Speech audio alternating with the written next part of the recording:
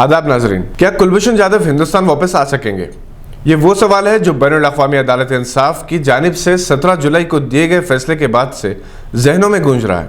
याद रहे कि कल बैनुल-अक़वामी अदालत इंसाफ के चीफ जज अब्दुल क़वी यूसुफ अली ने पाकिस्तान को जाधव की सज़ा से मुताल्लिक़ फैसले पर नज़रसानी और इन्हें वियना कन्वेंशन 1963 के करारदाद के मुताबिक कौंसलर की रिसाई की हिदायत दी है।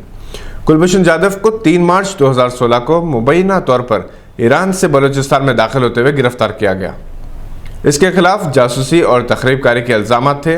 पाकिस्तान की फौजी अदालत ने इसकी फांसी की सज़ा सुनाई थी, जिसके खिलाफ हिंदुस्तान 8 मई 2017 को बैनुल-अक़वामी अदालत इंसाफ ICJ से रुजू हुआ था और कुलभूषण जाधव की पैरवी हरीश साल्वे कर रहे थे। कुलभूषण जाधव को बेगुनाह साबित करने के लिए हिंदुस्तान ने मकदूर भर कोशिश की और वो इस हद तक कामयाब जरूर हुआ कि बैनुल-अक़वामी अदालत ने पाकिस्तान के कई एतराज़ात और इस्तदलाल को मुस्तरद करते हुए पाकिस्तान को हिदायत दी कि वो कुलभूषण को वकील की खिदमत से इस्तीफा का मौका दे। दूसरी तरफ पाकिस्तान ने अदालत के इस फैसले को अपनी कामयाबी बताया, क्योंकि हिंदुस्तान ने कुलभूषण को बहिफाजत हिंदुस्तान पहुंचाने की जो अपील की थी इसे मुस्तरद कर दिया। फिलहाल कुलभूषण पाकिस्तान की हिरासत में रहेंगे। फांसी की सजा पर वक्ती रोक को भी हिंदुस्तान ने अपनी बहुत बड़ी कामयाबी करार दिया।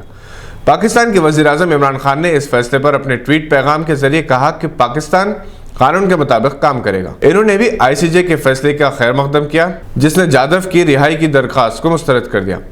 इमरान खान ने कहा कि जाधव ने पाकिस्तानी अवाम के मफादात के खिलाफ काम किया है। बैनुल-अक़वामी अदालत इंसाफ का पैनल चीफ जज के बशमूल 16 जजेस पर मुश्तमिल होता है। ये इत्तेफाक है कि चीफ जज के अलावा पैनल के 2 और जजेस मुसलमान हैं। जहाँ तक बैनुल-अक़वामी अदालत इंसाफ का ताल्लुक़ है, ये अक़वाम मुत्तहिदा की आईनी तर्जुमान है, जिसका 1945 में क़याम अमल में लाया गया। इससे पहले मुस्तक़िल अदालत बैनुल-अक़वामी इंसाफ PCIJ थी, जो दूसरी आलमी जंग के बाद 1922 में क़ायम की गई थी।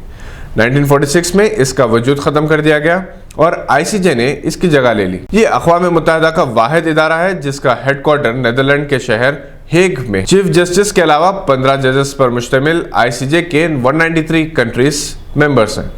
बहरहाल दोनों ममालिक अपने अपने मौक़िफ़ पर अटल हैं। दरअसल पाकिस्तान के एक सिफारतकार ने एक मशहूर अखबार को दिए गए इंटरव्यू में कहा कि इनका मुल्क कुलभूषण को रिहा करने के लिए तैयार है, बशर्ते कि वो ये एतराफ़ करे कि कुलभूषण हिंदुस्तानी जासूस है।